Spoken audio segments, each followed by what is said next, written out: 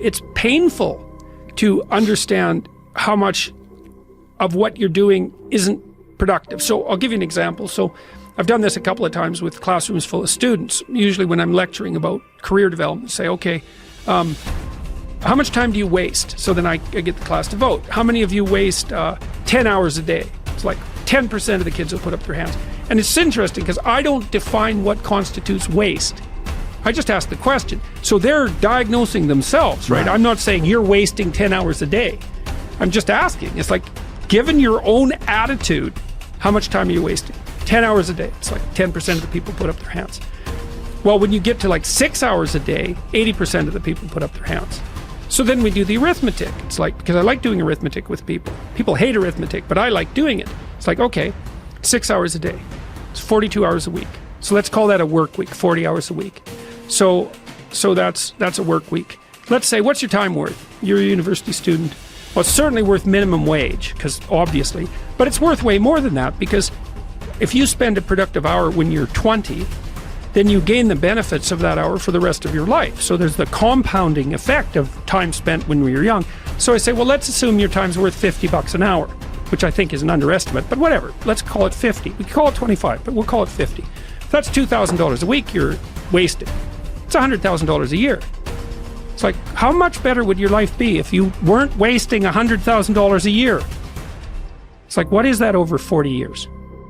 $4 million. It's like, you're rich. You don't even know it. Quit wasting time. By your own definition. It's like people shake their heads, like, oh, I never thought about it that way. It's like, yeah, think about it that way. Don't waste your damn life. And then you think, well, why would people be resistant to that message? It's like, well, you really want to wake up and figure out that you're wasting half your life? And you know, when people do that kind of wasting, they actually hate it. You know, and I've had lots of people come to my clinical practice who were chronic procrastinators. You know, and so they're watching YouTube videos, say, but not ones that are good for them, although sometimes they will do that, but just browsing in that kind of mindless way that you do when you're not paying attention and you're trying to kill time. And people doing that, they feel bad, they get depressed, they feel anxious, they can't get away from it, they feel kind of quasi-addicted. That's what they're saying about social media now. It's a huge issue with young kids. Absolutely, but there's this feeling of kind of internal rot and corruption that goes along with it. It's like, yeah, well, you're wasting your life. It's like, so it's painful.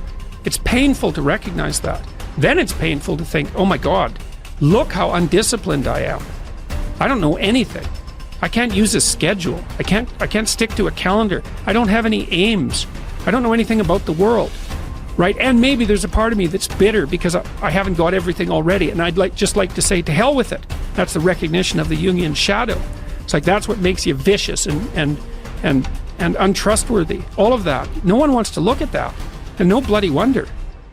But hey, the alternative is worse.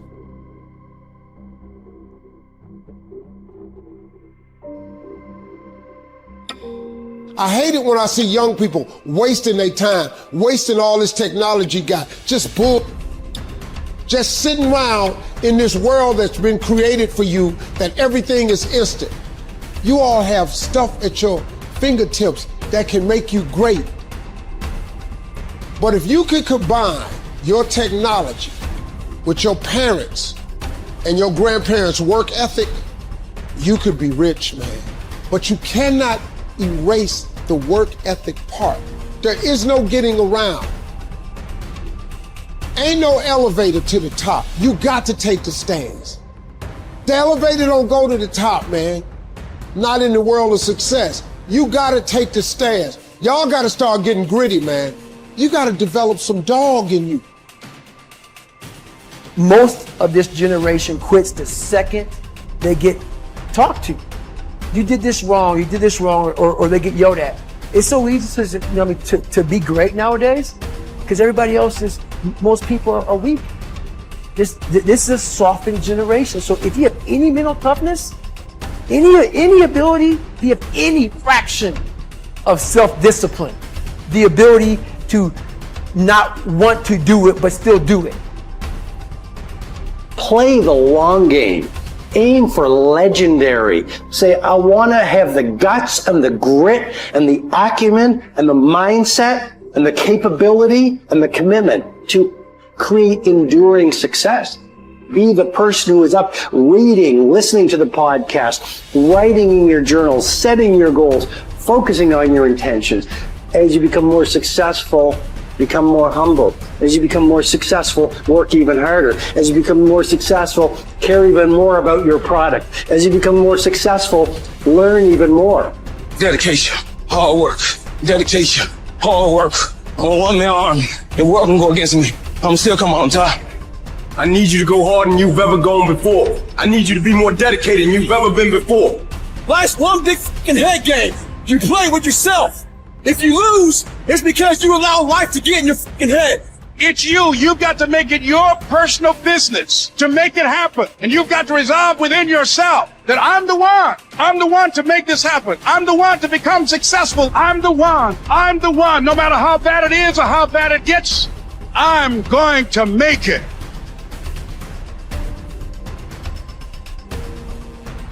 I must say a word about fear. It is life's only true opponent. Only fear can defeat life. It is a clever, treacherous adversary, how well I know. It has no decency, respects no law or convention, shows no mercy. It goes for your weakest spot, which it finds with unnerving ease. It begins in your mind, always, so you must fight hard to express it. You must fight hard to shine the light of words upon it. Because if you don't, if your fear becomes a wordless darkness that you avoid, perhaps even manage to forget, you open yourself to further attacks of fear because you never truly fought the opponent who defeated you. What man actually needs is not a tensionless state, but rather the striving and struggling for a worthwhile goal, a freely chosen task. What he needs is not the discharge of tension at any cost, but the call of a potential meaning waiting to be fulfilled by him. Mankind was apparently doomed to vacillate between the two extremities of distress and boredom. In actual fact, boredom is now causing more problems to solve that distress. And these problems are growing increasingly crucial, for progressive automation will probably lead to an enormous increase in the leisure hours available to the average worker. The pity of it is that many of these will not know what to do with all their newly acquired free time. Life is not primarily a quest for pleasure, as Freud believed, or a quest for power, as Alfred Adler taught, but a quest for meaning. The greatest task for any person is to find meaning in his or her life. Frankl saw three possible sources for meaning: in work, doing something significant; in love, caring for another person; and in courage during difficult times. Suffering in and of itself is meaningless. We give our suffering meaning by the way in which we respond to it. At one point, Frankl writes that a person may remain brave, dignified, and unselfish, or in the bitter fight for self-preservation, he may forget his human dignity and become no more than an animal. The meaning of life differs from man to man, from day to day, from hour to hour. What matters, therefore, is not the meaning of life in general, but rather the specific meaning of a person's life at a given moment. To put the question in general terms would be to the question posed to a chess champion. Tell me, master, what is the best move in the world?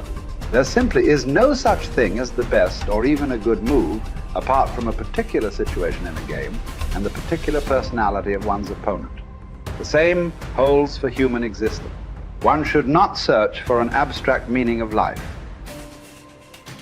Everyone has his own specific vocation or mission in life to carry out a concrete assignment which demands fulfillment. Therein he cannot be replaced, nor can his life be repeated. Thus, everyone's task is as unique as is his specific opportunity to implement it. As each situation in life represents a challenge to man and presents a problem for him to solve, the question of the meaning of life may actually be reversed. Ultimately, man should not ask what the meaning of life is, but rather he must recognize that it is he who is asked. In a word, each man is questioned by life, and he can only answer to life by answering for his own life. To life, he can only respond by being responsible. The way in which a man accepts his fate and all the suffering it entails, the way in which he takes up his cross, gives him ample opportunity, even under the most difficult circumstances, to add a deeper meaning to his life, it may remain brave, dignified, and unselfish. Or in the bitter fight for self-preservation, he may forget his human dignity and become no more than an animal. Here lies the chance for a man either to make use of or forgo the opportunities of attaining the moral values that a difficult situation may afford him. And this decides whether he is worthy of his sufferings or not.